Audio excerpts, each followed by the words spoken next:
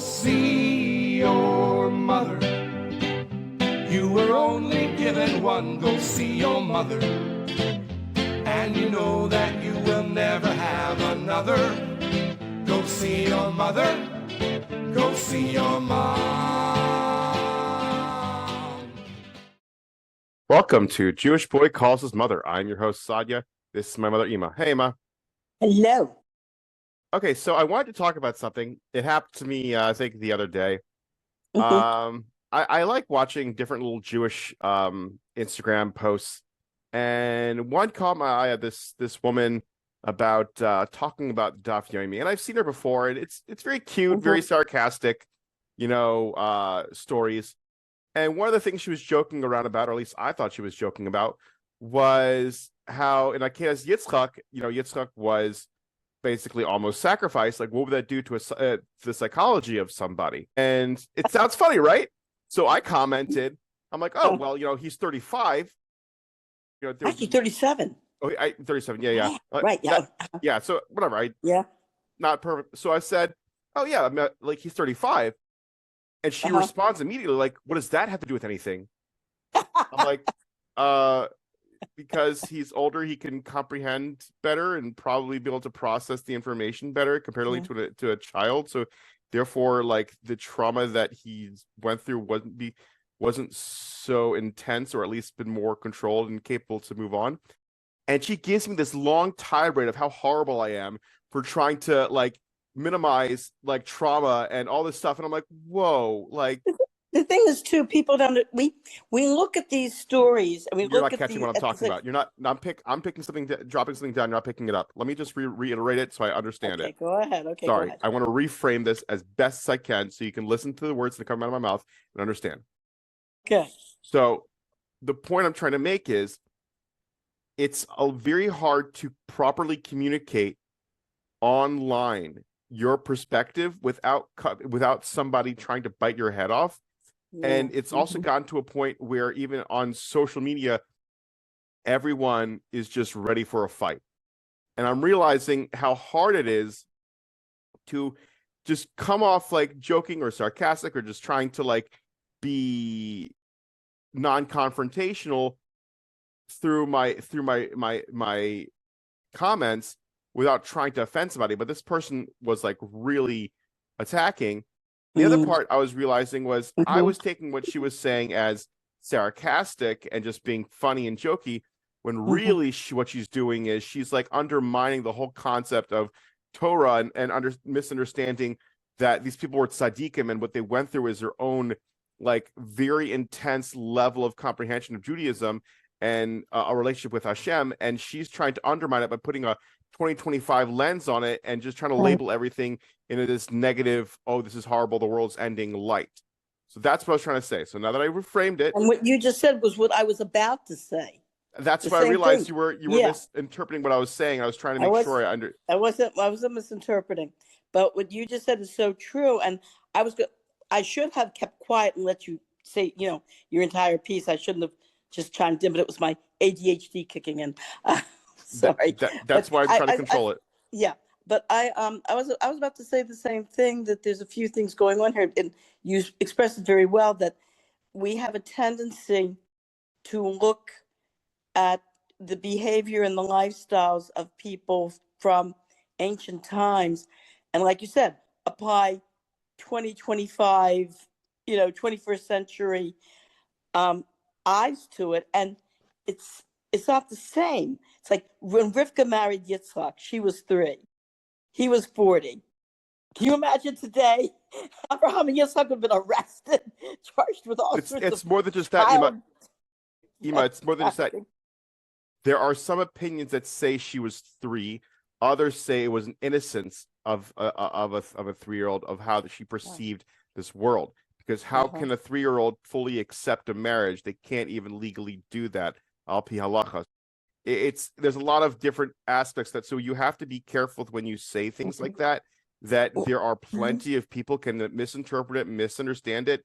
So when you're talking, be mindful that there's other people that are going to nitpick and take out everything out of context and blow things out of proportion. So when you're talking, you gotta keep that in that phrase. That's the thing, is that the people that are doing this, like you said, they're not understanding the social mores of the time. Marriage in those days was not what marriage is today.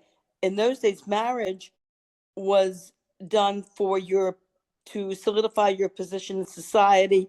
If you were a member of royalty, especially if you were a king, marriage of you would marry off your children as part of a peace process, as part of a peace treaty to solidify a peace treaty with another kingdom.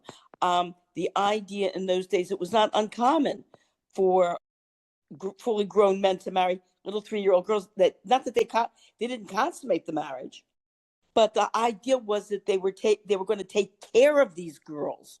You wanted someone who was going to, especially if you weren't an extremely wealthy person, if you were, more middle class or lower middle, or poverty stricken, you were looking for someone that was going to take care of your child, basically, of your daughter. And that's how they looked at it. How did you look at marriage when you were younger, before you became religious? Pretty much the same way I looked at it as being religious. No, I'm saying, because in today's, the reason why is I'm going to try to. There was a. No, I What? just need to reiterate what I'm trying to say and Yes. reframe it so I can Yes. give you what you need to say Okay. without it derailing. So just Okay. Yes. bear with me. Let me finish my thesis statement, and then you can elaborate. All right. What I mean by that is that in today's day and age, marriage, a lot of women perceive marriage as a shackles kind of attitude. They don't feel like they have the freedom. They're not it's not in a very positive light. They don't want to have kids.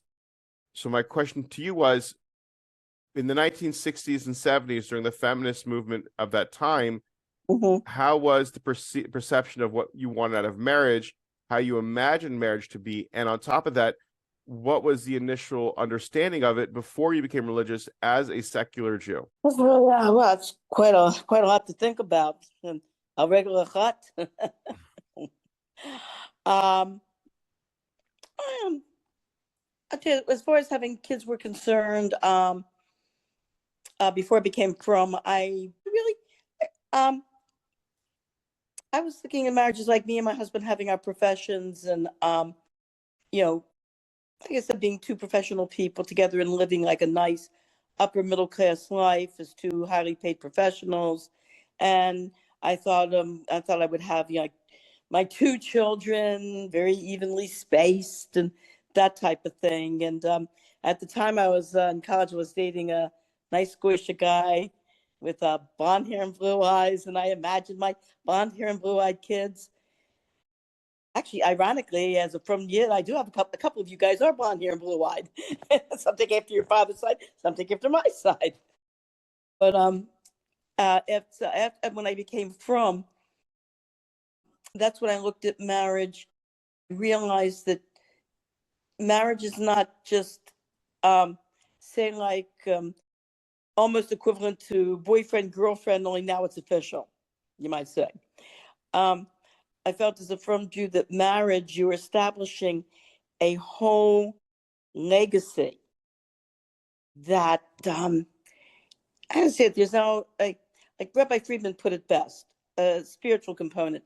Rabbi Friedman tells the story once where a high school class asked him to come in and to discuss the Jewish perspective of marriage. So he thought that they were just asking him as a rabbi to come in and discuss, the Jewish perspective of marriage. He said to his surprise, he comes in there and there's a Protestant minister and there's a Catholic priest and there's him. And he goes, oh no, this is going to be a comparative religion type thing, which, by the way, the Rebbe did not like. The Rebbe did not like these comparative religion forums because he felt you don't compare religions. A religion is something you take on faith and that you incorporate into your life, and that you really it's not good. He didn't feel it was a good idea for rabbis to participate in these interfaith, you might say, discussions. So the Catholic priest is talking about, at that time, it was during the time of the sexual revolution, and you had the beginnings of, quite a few couples that were just living together without being married. And of course, the Catholic priest and the Protestant minister, of course, were against this thing. And Rabbi Friedman's thinking to himself, he says, I can't, if I say I can't come off like the priest and the minister. He says, I got to think of something different. So he has an idea. He says, why are we discussing this? He says, people these days aren't getting married. They're just living together. So the class, of course, erupted like, oh my God. The class went ballistic.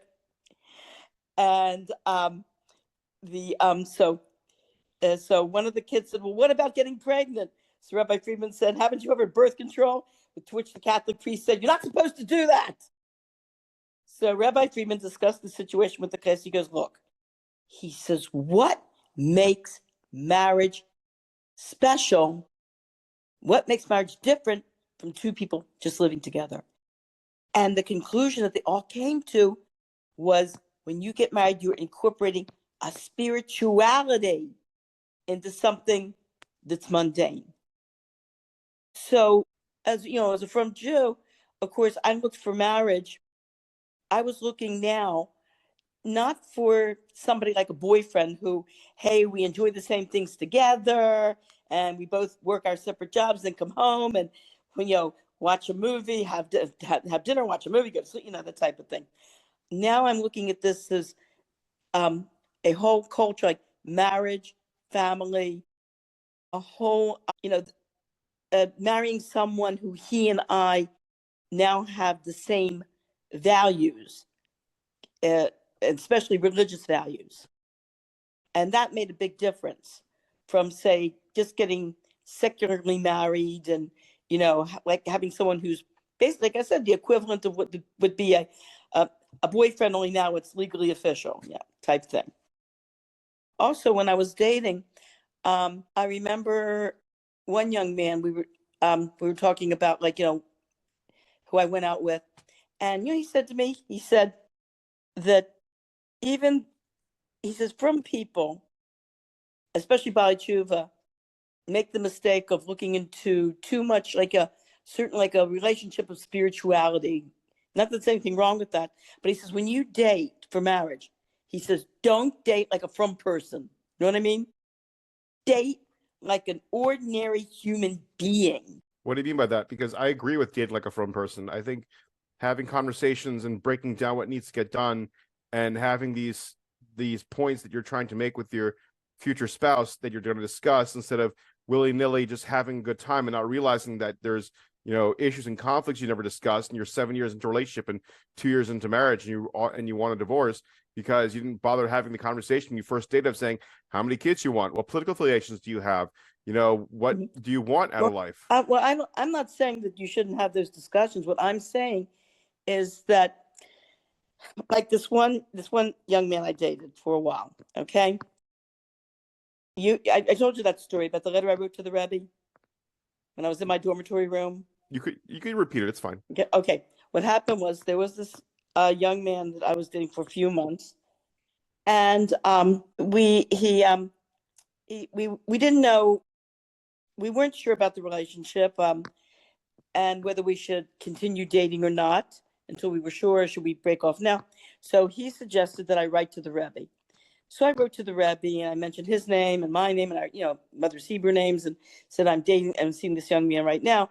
And we're not sure where we should go in our relationship, if we should continue dating, if we should get married, was the Rebbe advice. And as soon as I finished the letter and signed my name to it, he called. And so I picked up the phone. In those days, you picked up phones. You don't flip them over. You don't take them out of your pocket. You actually picked up a telephone receiver and held it against your ear. Okay. Yeah. And so he said to me, did you write the letter? I said, yeah. And then something occurred to me. I said to him, by the way, how do you really feel about me? That's what I mean. A lot of people forget that you're a flesh and blood human being, and there's got to be chemistry. You're not a tzaddik. You're not an angel. And so when I asked him, how do you really feel about me? He went ballistic. He blew up. He yelled, "What do you mean what I think about you?" He says, "Do you want me to say I love you? I can't say that. If you're looking for love in marriage, that's just part of your Balas Tshuva past.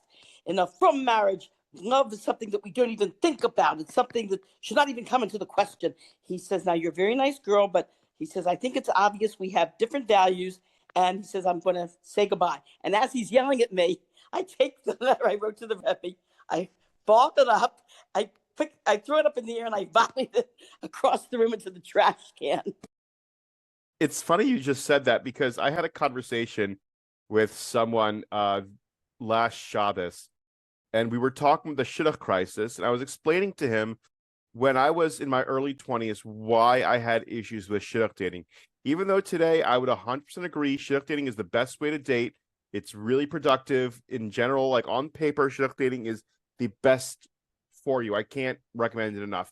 But I didn't do the shidduch dating when I was younger because I was looking for romance, and I didn't think shidduch dating had the romance. And I even asked this guy point blank, like, did you feel like there was any romance when you were shidduch dating?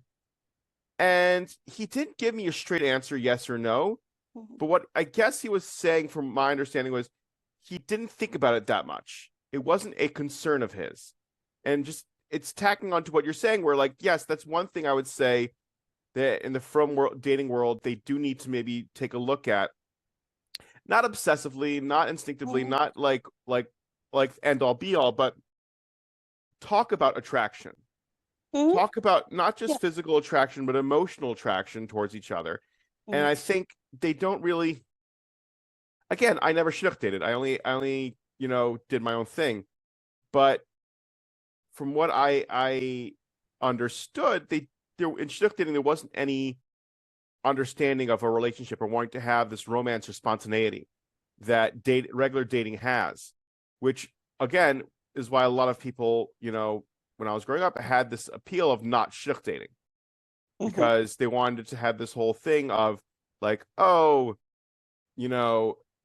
like I want to meet somebody at a bar, or I want to meet somebody in a random situation. I don't want it to be so rigid and structured. And shidduch dating has very a lot of rigidity and structure. Well, also, it depends. It's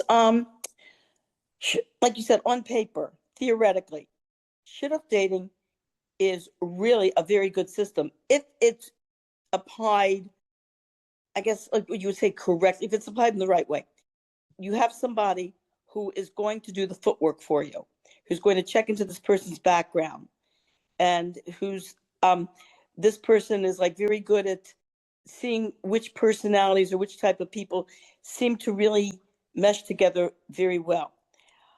But there's, in all relationships, I mean, there's, like I said, there's got to be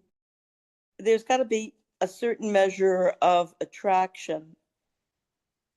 You're human. There was a story with the Frierdiker Rebbe of a young man who was asking him about a shidduch, about a girl he had been dating for a while, wasn't sure if he should propose or not, continue dating, was also not sure about the relationship.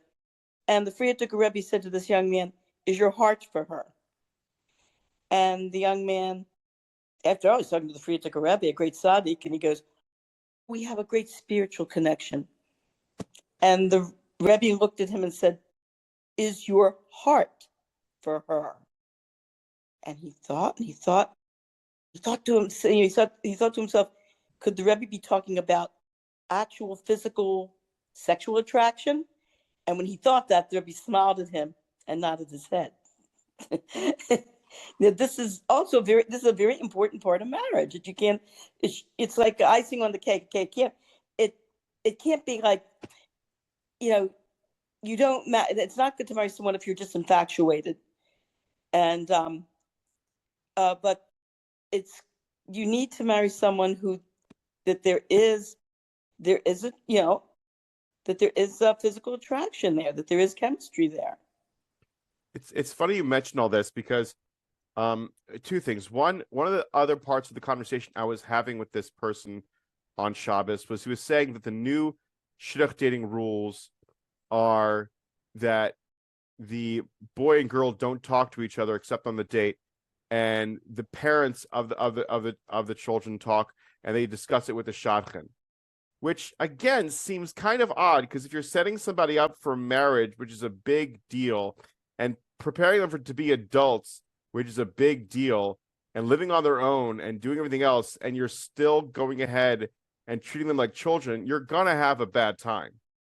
But Also, there's something else too, is that I know in Chabad, I was in Crown Heights for 4 years, and what the Shachana basically did was, the Shachana, like I said, did the footwork, looked into the background of the person, and if she felt that the two of you, would make a good match, she would just make the arrangements for you to meet each other, or she would give. I mean, I had a couple guys where the Shachana gave him my phone number, and he called me, and we went out. We just made arrangements to go out on a date, and then afterward, the shotgunner would call the two of us to see how the date went, and how do you want to go from here, and would be able to advise us. You know, maybe you should go, if we weren't sure, go out on a second, even a third date, see how that goes. Like I said, it depends how. I think the shotgunners themselves also are human beings. They make mistakes. And the fact is that, like you said, this is your future. You're an adult, okay? If you feel that a shotgunner is too pushy and is pushing you into something that, like, you've gone out with this person like 2 or 3 times, and you say, listen, I've gone out 3 times with this guy. I can tell you there's no chemistry. I'm not attracted.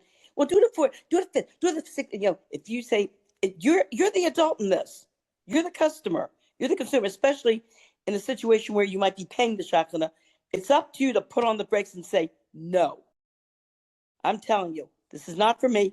Please, look further. And I think one of the problems that a lot of the Bali Tshuva had in my day was we didn't have the support system of a family. And because we didn't have the support system of a family, we didn't know, like, well, should we listen to the shachna or not listen to the shachna? Back and forth, back and forth. And there were some Bali Tshuva which unfortunately did wind up in bad marriages because of a pushy shachna. There was also some Bali Tshuva, though, who like decided they would just, like go rogue, I guess, would just make their own shidduchim. And people around them realized this was not a good shidduch and tried to advise them. And they said, I'm an adult, leave me alone. And sure enough, it was a lousy marriage that ended in divorce, a few years later. And I had a friend in particular that happened to, and they will tell you, a lot of people in that position will tell you that they regret not listening to the advice of family and friends that saw disaster coming and tried to warn them. So, as far as, like, you say the rules, I don't know what group you're talking about. it's just yeshiva today's standards. Like that's what I'm saying, is that they changed the rules, because the conversation started where my father-in-law writes articles for the local Jewish magazine. And one of them he was talking about was the idea of shidduch dating and the shidduch crisis. And he was going on about, like, the standard way he shidduch dated when he was younger, and they had to cut him off and be like, yeah, that's not how we do it anymore. So, like, that's what I'm saying. Like, I think they kind of switch things up nowadays. And it just I find it frustrating because, there's this criticism of a system that I personally know nothing about. I've never really experienced. I'm only hearing from other people, but just hearing from it in this perspective makes me really see like there's a lot of flaws in this. I'm surprised why no one has said or done anything, because just to me it seems so blatantly obvious what the problem is in the shidduch dating world. Like, you have shadchanim that are pushy, parents that are overprotective, and children that don't stand up for themselves. And then you have the whole basic today's standard issue where you have women becoming more independent and hiring their standards of what they want out of a man. men being bogged down with more stress and frustration, so they kind of lose the motivation to try to work on themselves or do anything. And then you kind of have this like high-lower hierarchy where it's just like, you know, what they want from each other just doesn't seem to be adding up. And then it winds up being where like, oh, there's a lot of single people in their 40s and not having kids. You know? Mm-hmm. Yeah. I know But what you're talking about. Yeah. but there's like podcasts nowadays that are talking about this issue. There's more people that are giving it attention and speaking on it more eloquently and more detailed than I am, that I think really can take this off. So I'm not worried about it as a horrible crisis. It's just like, it's the typical inconveniences of dating, and we're slowly like adapting to what we need to deal with. Did you ever hear Rabbi Gordon's joke about one? the one about okay, it's at the wedding, and the shotgunner comes over to the parents and says, "Hey, I would appreciate it if you would pay me my shotgunner gelt." And so they said, okay. So all of a sudden, some guy who's just like a casual friend who's not even involved runs over and says, "I think I deserve." Oops. He says, "I think I deserve also a piece of that shotgunner gelt." And they look at him. They go, "Why you?" He says, "I didn't tell them the whole story about your kid." But I'm bummed. Yeah, I mean, I don't know. Everyone's got their baggage. You kind of have to deal with it and accept it. It's the other problem is this fear that your baggage is not good, you should be ashamed of your baggage. And sometimes the baggage is very minimal, but the society that you're in maybe makes a bigger deal out of it than what it really is. You know, no joke. These were we read, the dating Navigator. Navigators on. Yeah. Oh, I love reading that Friday night. That's my Friday night entertainment. Everyone says that it's their Friday night entertainment, because like you get these stories and like sometimes it's like, okay, that makes sense. Okay, that's an issue. That's something you need to work on. Others, it's like, well, my family doesn't want me to date this girl because she's poor. Like, what? Are we still in 1950s? Like, is that what we're worrying about nowadays in 2025? Like, the woman's poor, like family is poor. Like, I think the girl can take care of herself, probably has a degree in bioengineering and makes a good living working for NIH. Like, why do you care? It's just it gets under my skin sometimes, but again, it's not my problem. I can't get involved. I don't want to work myself up into a tissy, but it's just like, that sounds kind of insipid. Like, I don't get it. Like where's your, and then that's the whole issue. We're looking at all these shidduchim, like, actually, I got another question. Outside of shidduch dating, growing up in the 50s and 60s, as a little girl and then a teenager, what did you notice was the standard of dating, or the daydream of what you thought dating was before you experienced it and while you were experiencing it as a teenager? 50s and 60s is a different kind of thing. Like, well, I remember, it's hard to it's a hard question, but all I can do is just go through some events. I mean, Beth DeFilla had these dances, and they had dances for preteens starting at age like 10 to 12, and then they had dances for older teenagers like 13 to 15. And I remember going to the dances, and it was kind of there was this guy who we kind of bumped into each other, and like whenever we went to these dances, he and I would just start dancing and hanging out together.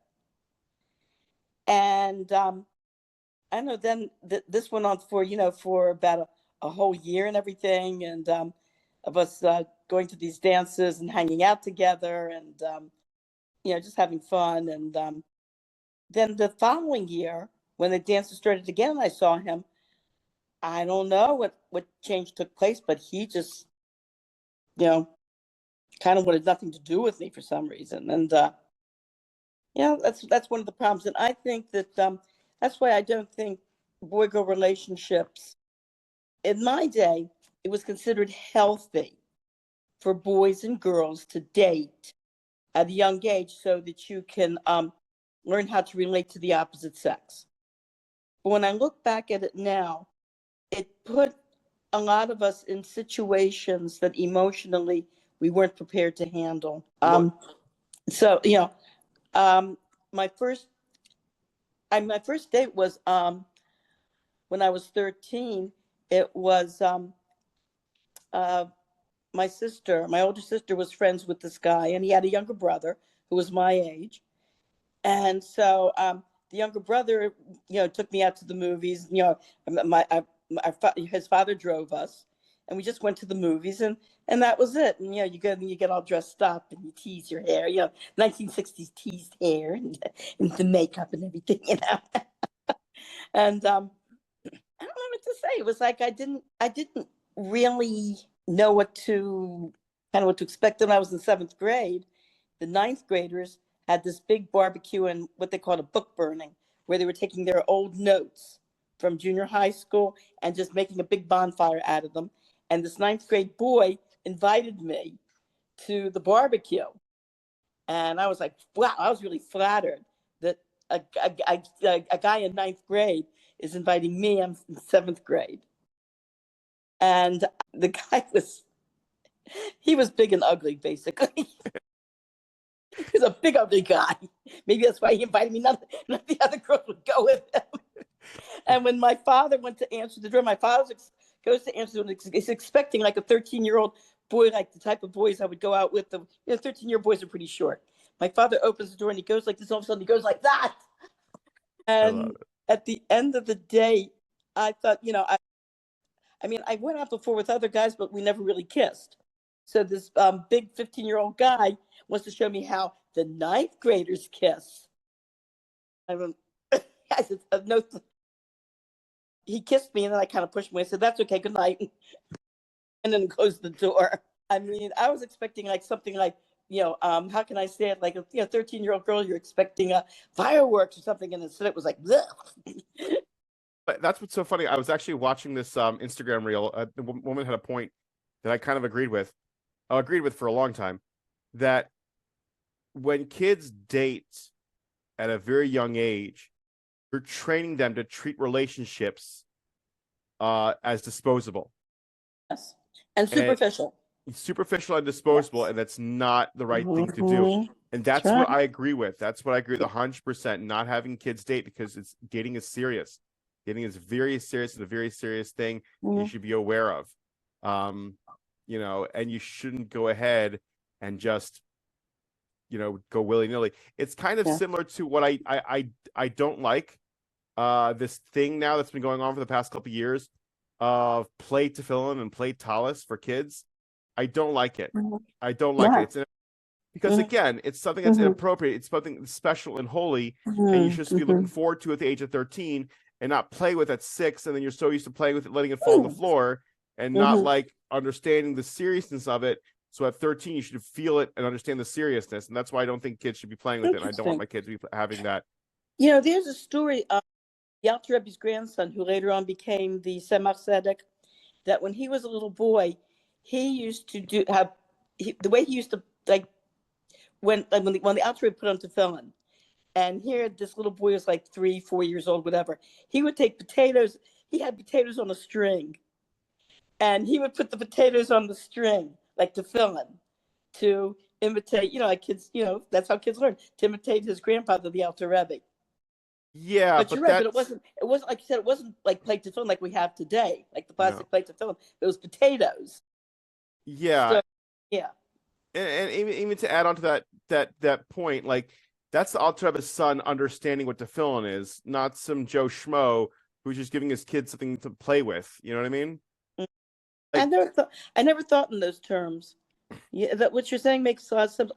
Whenever I've seen like plate tefillin or plate talesim, I thought, that this is going to prepare this little boy for his future. Yeah. You know what I mean? Like, the purpose of play is to give you skills that you're going to use later on in a more serious way. Yeah, but it's like, then again, you have this point where at what point are you training your kid to not take it seriously, or are you putting it on reserve so they can anticipate it and understand the seriousness of it? That's a good point. I never looked at it like that, but it makes a lot of sense what you're saying. Yeah. Well, that's kind of like my thesis statement of raising kids. It's just like the balance between how much independence you give them so they can be their own autonomous human being, and how much control you give them so they don't, God forbid, hurt themselves. And you just kind of finally fine tune it. Like for example, the other day, with babies and toddlers, they first start off with lying on their back, lying on their stomach, crawling, walking, and then the next thing they do is climbing. So what I saw some people suggesting online is give them a controlled setting to climb.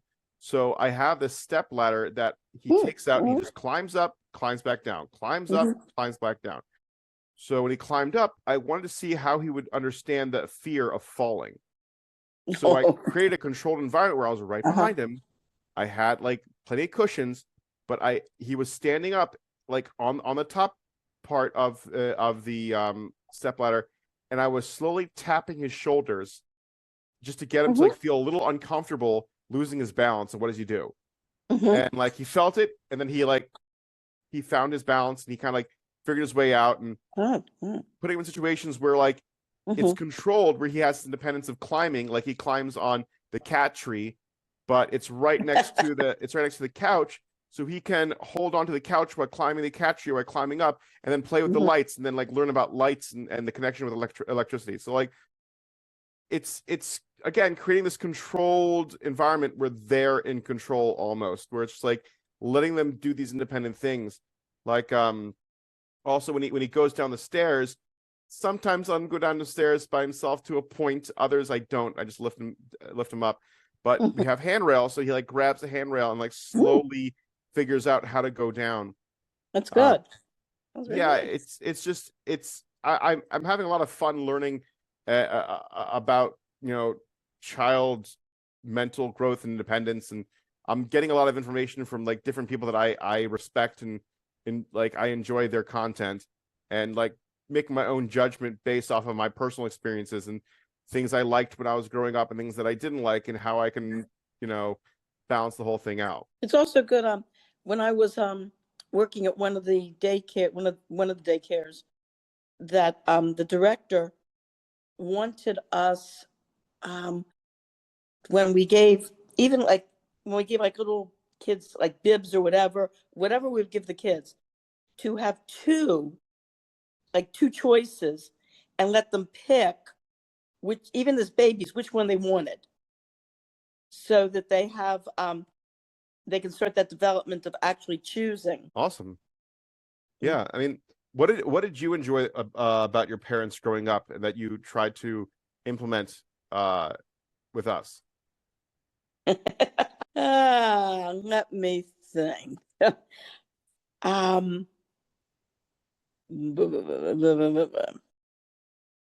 got a minute left. I can't. Let's put it this It wasn't way. that bad. Don't worry about it. The way I raised you was basically learning from my parents' mistakes. We did a great job, Yema. Fantastic. Absolutely amazing. All right. I love you. Have a great Shabbos. Love you too. You have a great Shabbos, honey. Love you. All right. Take care. Bye-bye.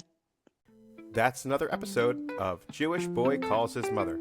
Thanks for listening to us kvetch, reminisce, and of course, get a little motherly advice along the way.